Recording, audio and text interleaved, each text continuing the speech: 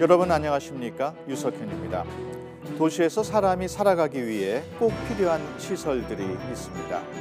삭막한 도심에서 휴식을 취할 수 있는 공간인 공원도 그중에 하나입니다. 그런데 어느 날 갑자기 공원이 그 역할을 하지 못하고 사라진다면 어떨까요? 자세한 내용을 국민신문고에서 취재했습니다. 기상 관측 111년 만에 기록적인 무려 폭염이 40도에 여름 최강 폭염의 기세가 도무지 꺾일 수 OECD가 미세먼지로 인한 한국의 심각한 대기 오염을 질병을 경고하는 유발하고 심하면 발암 원인까지 되는 미세먼지와 초미세.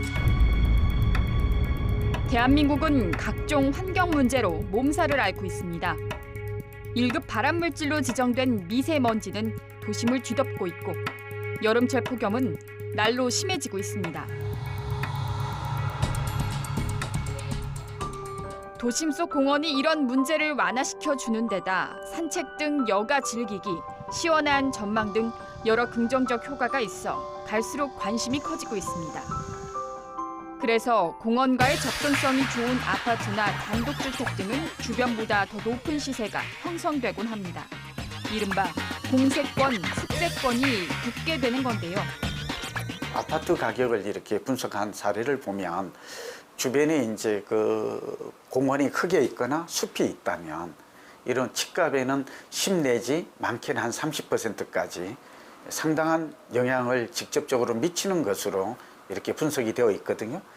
단지 내에도 조경이나 이렇게 산책로, 녹지 공간을 최근 들어서 삶의 질 차원에서 많이 고려하고 있는 것들은 분명히 이런 도시의 숲이나 공원이나 녹지 공간이 집값이나 부동산 가격 또는 그 삶의 질에, 주거 삶의 질에도 큰 영향을 미친다는 것은 분명합니다.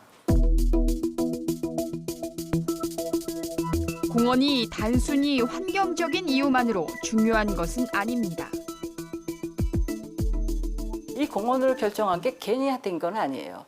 우리가 도시라는 데 사람을 살게 하려면 기반 시설을 설치하게 돼 있습니다. 도로도 깔아야 되고 광장도 설치해야 되고 공원은 당연히 설치해야 될 시설이 되겠습니다. 이렇게 중요한 도시공원 중 상당수가 우리 주변에서 사라질 위기에 처해 있습니다. 사정은 이렇습니다.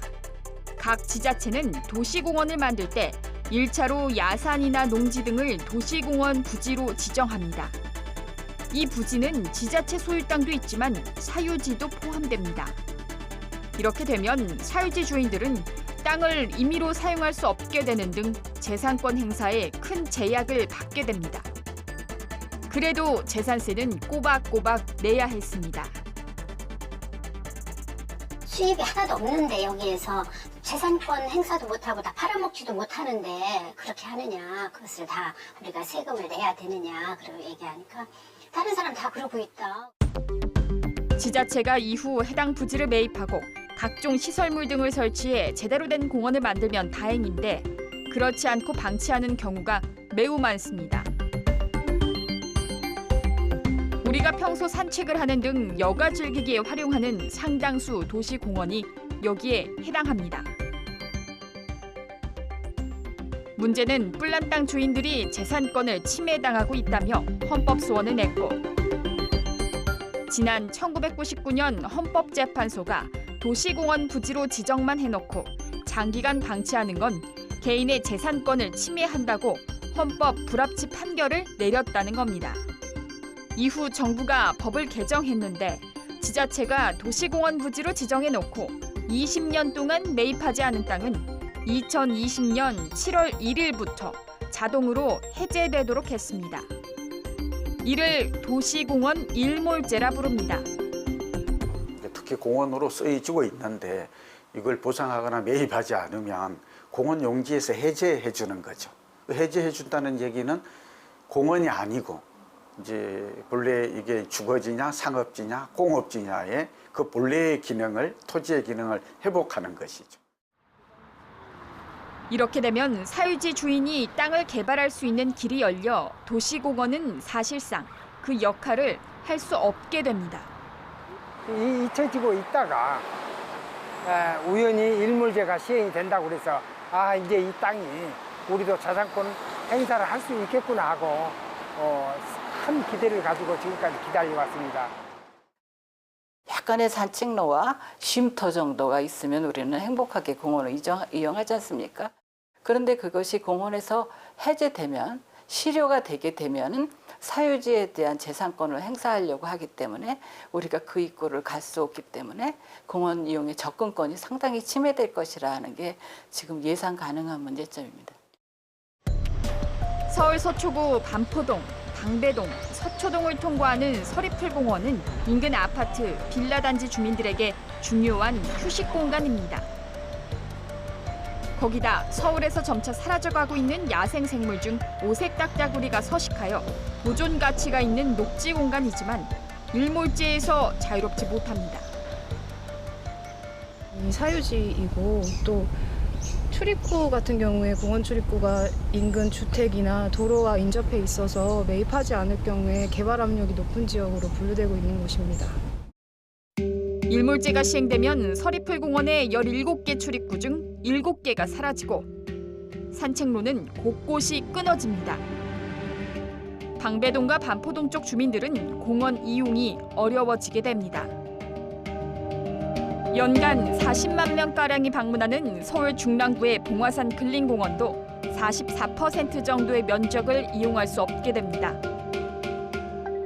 서울 전체로는 도시공원 158곳이 일몰제 대상인데 이 공원들의 면적을 합하면 여의도의 20배 정도 됩니다. 시민들은 얼마나 알고 있을까? 서울환경운동연합이 서울시민을 대상으로 도시공원 일몰제에 대한 설문조사를 했는데 시민의 84%는 알지 못한다고 답했습니다. 대한민국 제2의 도시 부산도 사정은 비슷합니다. 전체 공원 중 259개가 일몰제 대상인데 해안 절경을 감상할 수 있는 갈매길도 일몰지에 포함돼 있어 여러 구간이 끊길 상황입니다. 현지에서는 공원을 포기한 도시라는 뜻의 공포도시라는 별명을 붙이기도 했습니다. 2020년 7월 1일부로 예고가 되어 있음에도 불구하고 여기에 대해 가지고 예산을 마련하는 방식이라든지 그다음에 그것을 풀어나가기 위한 조직 어떤 기구 이런 부분들이 사실은 그 시민적 관점에서 봤을 때는 크게 문제 해결 의지가 없어 보이기 때문에 국내 최고 관광지 제주도는 지자체가 지금이라도 빨리 대책을 마련하지 않으면 절반가량의 도시 공원이 사실상 사라지게 됩니다. 언제나 같이 편안히 갈 수 있는 그런 그 가치를 갖고 있는 공간들이 사라진다는 건 생각보다 굉장히 큰 그런 손실이 되는 겁니다. 그래서 우리가 도시에서 사는 가치가 내가 이 도시에서 행복한가 하는 것이 핵심 가치 아니겠습니까? 그런데 거기 중에 하나가 자연과 일상적으로 만나는 게 있습니다. 언제든지 가깝게 갈 수 있다는 것이 가치인데 어느 날 이것이 공원에서 없어짐으로써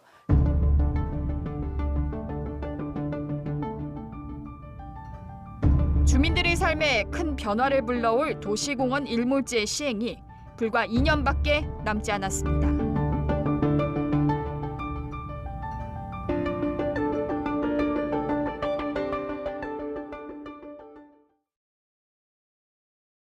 취재를 맡은 이연아 기자 스튜디오에 나와 있습니다.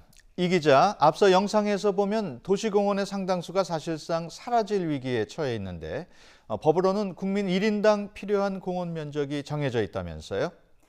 네, 국민 1인당 6제곱미터 공원 면적을 보장받아야 한다고 나와 있습니다. 세계보건기구 WHO는 도시공원의 중요성을 고려해 1인당 9제곱미터를 권고하고 있습니다. 2년 뒤인 2020년 7월부터 도시공원 일몰제가 시행이 됩니다. 지자체가 사유지를 매입하는 등 대안을 마련하지 못할 경우 제 역할을 하지 못하게 되는 도시공원 얼마나 됩니까? 네, 경기도가 1,101개로 전국에서 가장 많습니다. 두 번째는 경북입니다. 482개 공원이 일몰제 시행 즉시 본래의 기능을 잃게 돼 사실상 사라집니다. 그 다음은 전남으로 453개입니다. 전국적으로 보면 전체 4,421개의 공원이 사라질 위기에 처해 있습니다. 이들 공원 면적은 모두 504제곱킬로미터로 여의도 면적과 비교해보면 170배가 넘습니다. 일몰제가 시행되는 2020년 7월 1일 한 번에 자동 해제되는 사유지를 갖고 있는 도시공원의 면적만 이 정도이고 1999년 헌재 판결 이후 지정된 도시공원 부지가 20년이 지나 추가로 자동 해제되는 것까지 고려하면 해당 면적은 갈수록 늘어나게 됩니다.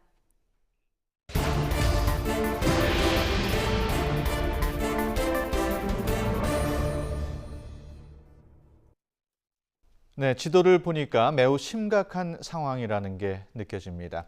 이 기자, 도시공원과 관련한 피해가 심각할 것 같은데 어떻습니까? 네, 이 도시공원과 관련된 피해는 크게 일몰제 시행 전과 후로 나눠볼 수 있습니다. 일몰제 시행 전 피해는 사유지가 도시공원 부지로 지정되면서 재산권을 침해받은 땅 주인들입니다. 이들은 땅을 소유하고 있지만 임대를 주는 등의 재산권을 행사할 수 없습니다. 그래서 소득이 없는데도 재산세는 꾸준히 내야만 했습니다. 취재한 피해자 중 한 명은 연간 300만 원 정도의 재산세를 부담하고 있었습니다. 20년 동안 냈다고 치면 무려 6천만 원 정도의 세금을 낸 것인데요. 이 같은 피해를 본 사유지 주인들의 규모를 파악해 보려 했지만 관리 시스템이 갖춰져 있지 않아 결국 확인을 할 수 없었습니다. 반면 일몰제가 시행되면 인근 주민들에게 피해가 돌아갑니다. 무엇보다 평소 휴식 공간인 공원을 이용하는 게 사실상 불가능해지고요. 공세권, 숲세권, 이 프리미엄으로 시세보다 비싼 집을 산 경우라면 가격이 하락하는 재산상의 피해를 받을 수 있습니다. 더구나 공원 부지가 개발돼 고층 아파트나 건물이 들어서면 일조, 조망권, 피해를 보는 주민도 생길 수 있습니다. 그렇다면 도시공원 관련 업무를 전담하는 지자체에서 피해를 최소화하려는 노력은 없었습니까? 네, 현재 많은 지자체가 도시공원 일몰제 시행을 앞두고 큰 재정적 부담을 느끼는 상황입니다. 도시공원 부지 가운데 사유지를 사들일 때 발생하는 비용은 공시지가를 기준으로 해도 40조 원 정도로 추산됩니다. 이런 상황 때문에 재정적 부담을 덜고 공원을 지킬 수 있는 방안으로 민간공원 조성 특례 제도를 선택하는 지자체가 많습니다. 이 제도는 2009년부터 시행됐는데 민간 건설사가 도시공원 부지 전체를 매입한 뒤 일부는 개발하고 나머지 면적은 제대로 된 공원으로 만들어서 지자체에 기부 체납하는 방식입니다. 언뜻 보면 현실적인 대안 같지만 실제로는 갈등을 유발하는 정책이라고도 불리고 있습니다. 그 현장을 직접 취재했습니다. 400만 제곱미터 면적의 대전 월평공원. 전국 아름다운 도시숲 10선에 꼽히는 등 빼어난 경관을 자랑하고 있습니다. 대전의 허파라고 불릴 정도로 숲이 우거져 있습니다. 1956년 공원으로 지정된 이래 마을 주민들은 텃밭을 가꾸거나 산책로로 이용하고 있었습니다.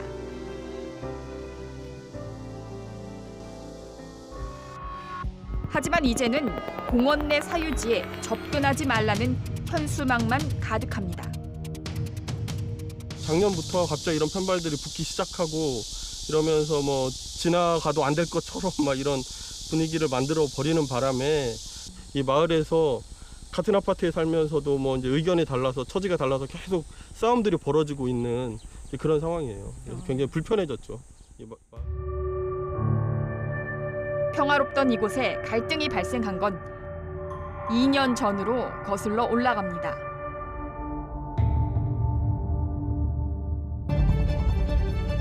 대전시가 2016년 민간공원 특례 사업을 시작하면서부터입니다. 당시 주민들은 사업이 진행 중인 사실을 아예 몰랐다고 합니다. 월평공원의 28%의 공동주택 3,024세대가 들어서는 대규모 아파트 건설을 추진한다는 사업 내용입니다. 사업비만 8,053억 원. 당초 사업 기간은 2016년부터 2019년까지로 계획했습니다. 하지만 2016년 마을 주민들이 우연히 알게 됐고 강력하게 반발합니다. 저희가 이 사업을 맨 처음에 알게 된 것도 16년 12월 29일이었어요. 어느 이제 주민이 우연히 알게 되어서 이게 뭐지 하고 이제 다른 일로 동사무소를 갔다가 회의실에서 뭔가를 하길래 들어갔더니 이 산에다 이제 아파트를 짓겠다는 이런 사업이었다는 거죠. 급기야 주민들은 천막 농성과 1인 피켓 시위, 반대 서명을 받는 등 사업 무산을 위해 나섰습니다. 무엇보다 시민들은 사업을 진행하는 대전시의 절차에 문제 제기를 하고 있습니다. 개발사를 선정할 때 공모 방식을 채택하지 않고 우선 제안 방식을 채택했습니다. 그래서 이게 비공개되는 과정에서 일어나기 때문에 티켓 시비가 벌어지고요. 그 과정에서 주민들의 목소리가 들어갈 이런 여지를 다 축소해버린 거죠. 해당 사업의 적절성을 검토하기 위해 취재진은 환경영향평가서 검토 의견서를 입수했습니다. 환경에 미치는 부정적 영향이 상당할 것으로 예상된다고 판단하고 있습니다. 구체적으로 들여다보면 우선 월평공원 개발 후 홍수량이 증가할 것으로 예측된다면서 저감 대책을 주문했습니다. 대기 환경 분야에서는 비산먼지에 대한 문제점 지적과 함께 대책 마련을 강조했고 녹지 공간 추가 확보의 필요성도 거론했습니다. 또 해당 사업 구간이 안반일 가능성이 높아 발파 작업 시 소음, 진동 피해가 클 것이라고 적시했습니다. 일부 전문가들은 터파기와 발파, 공사 과정에서 발생하는 분진이 인근 정수장으로 날아가 정수장 수질 오염이 될 가능성과 안반 발파 작업 시 자연 방사성 물질의 유출 가속화 가능성까지 제기하고 있습니다. 예, 그 지역은 이제 지질이 보건모 항암, 그 지역은 자연 방사성 물질 우라늄과 라돈 함량이 전체적으로 좀 높은 지역입니다. 그래서 이제 발파나 터파기를 했을 때 그런 라돈 가스의 자연 유출이 좀 증가될 가능성이 있고요. 그 다음에 이제 지하수의 흐름이 이제 교란이 돼서 우라늄이라든가 라돈이 주변 환경으로 더 확산될 가능성이 있다. 그래서 그런 가능성에 대해서 좀 철저히 조사하고 또 대비를 해야 된다는. 이런데도 사업을 강행하려는 의지가 강한 대전시. 이유가 무엇일까? 민간공원 특례제도가 만들어진 배경에서 찾을 수 있습니다. 5만 제곱미터 이상 공원이 적용 가능 대상입니다. 이 제도는 토지 소유주가 직접 개발을 하는 방식이 아니라 민간 건설사가 주축이 돼 진행됩니다. 먼저 민간 건설사가 공원 전체 부지를 매입합니다. 이후 부지의 30%는 아파트 등으로 개발하고 나머지 70%는 제대로 된 공원으로 조성해 지자체에 기부 체납하는 방식입니다. 사유지 매입에 재정적 부담을 느끼는 지자체 입장에서는 일부 개발을 허용하는 대신 공원을 지키는 공익을 달성하는 효과가 있다고 판단하는 겁니다. 하지만 주민들과 많은 전문가들은 득보다 실이 더 크다고 지적합니다. 물론 이제 환경영향평가 등으로 뭔가 일정하게 예측한다고 노력하긴 하지만 누구도 확정적으로 이야기할 수 없는 상황에서 30%를 희생해서 70%를 지킨다는 논리 자체가 성립하지 않는다. 어떻게 그 30%를 최대한 이 상태로 보존하는 것이 그 나머지 70%도 지키는 길이다. 저희들은 그렇게 생각합니다. 그거를 개발시키면서 70%를 받을 만큼 산지연공원이 중요하다는 것을 공공이 인지하고 있다는 것을 반증하는 것이 아니겠습니까? 이런 식으로 지자체가 추진하거나 추진 방침을 밝혔지만 갈등만 부른 곳은 인천 무주골 공원과 부평 십정공원 등 전국에 100곳이 넘습니다. 이런 가운데 국토교통부는 지난 4월 15일 새로운 정책을 발표했습니다. 이른바 4.15 대책. 2020년 7월 일몰 대상인 공원 70%는 해제하고 30%만 우선관리 지역으로 선별 지정한다는 게 주요 내용입니다. 한마디로 10곳 가운데 3곳은 도시공원으로 살리고 나머지는 책임지지 않겠다는 겁니다. 또 도시공원으로 살리더라도 사유지 매입 시 드는 비용은 지방자치단체가 지방채를 발행해 조달하고 정부는 이자를 최대 절반까지 지원하겠다는 내용도 담겨 있습니다. 하지만 재정 건전성이 열악한 지자체는 지방채 발행 자체가 어려울 수 있다는 점을 간과하는 등 많은 한계를 갖고 있다는 지적입니다. 지방채는 현재 지방정부가 어떤 사업을 하고 싶은데 돈이 없을 경우에 하는 방식인데요. 그 지방채를 발행하는 조건과 절차는 까다롭습니다. 도시공원 확보를 위해서 지방채를 발행한다는 얘기는 논리적으로는 맞지만 현실적으로는 상당히 현실감이 떨어진 대안이라고 판단이 됩니다. 가뜩이나 시간이 별로 없는 상황에서 정부나 지자체 모두 현실성 있는 대책을 내놓지 못하면서 우려의 목소리가 갈수록 커지고 있습니다. 공원의 이용권이 없어지는 거거든요. 설사 그 녹지로 존치되는 공원이 있다 하더라도 이용권이 없어집니다. 근데 위로 올라갈 수가 없어요. 중간에서 끊기는 거예요. 예, 공원이 공원다워야 시민들로부터 사랑받고 이용자가 많아지는 거죠. 그런데 그렇게 된다면 부분적으로 유지되는 공원도 그 기능을 할 수가 없게 돼요.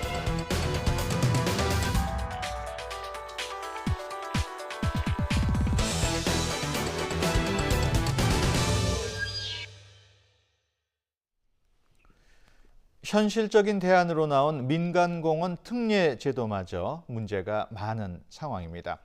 이 기자, 헌재 판결 이후 20년 가까이 지났는데 또 다른 대안이나 정책은 없었습니까?